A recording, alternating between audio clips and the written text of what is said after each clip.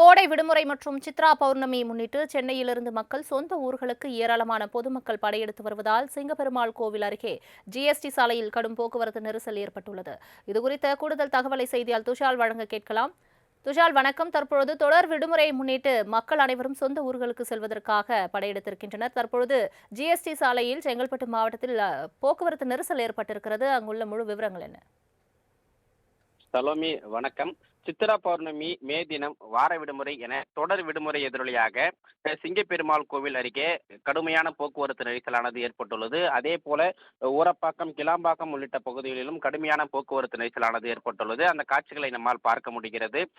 தொடர் 3 நாட்கள் விடுமுறை, சித்திரா பௌர்ணமி, மே தினம் மற்றும் கோடை விடுமுறையை முன்னிட்டு விடுமுறையை கழிக்க சென்னையிலிருந்து தென் மாவட்டத்தை நோக்கி மக்கள் படையெடுப்பதால் கிளாம்பாக்கம், சிங்கப்பெருமாள் கோயில், கூடுவாஞ்சேரி உள்ளிட்ட பகுதிகளில் சென்னை திருச்சி தேசிய நெடுஞ்சாலையில் கடுமையான போக்குவரத்து நெரிசலானது ஏற்பட்டுள்ளது. அந்த காட்சியை நம்மால் பார்க்க முடிகிறது. குறிப்பாக சுமார் 3 கிலோமீட்டர் வரை வாகனங்கள் அணிவகுத்து நிற்கின்றன.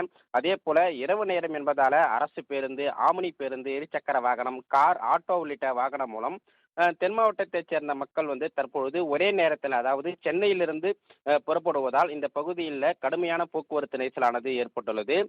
குறிப்பாக சிங்கப்பெருமாள் கோவில், மறைமலை நகர், அதேபோல் கிளாம்பாக்கம், கூடுவாஞ்சேரி உள்ளிட்ட பல்வேறு பகுதிகளில் சென்னை திருச்சி தேசிய நெடுஞ்சாலையில் கடுமையான போக்குவரத்து நெரிசலானது ஏற்பட்டுள்ளது வருகிறது.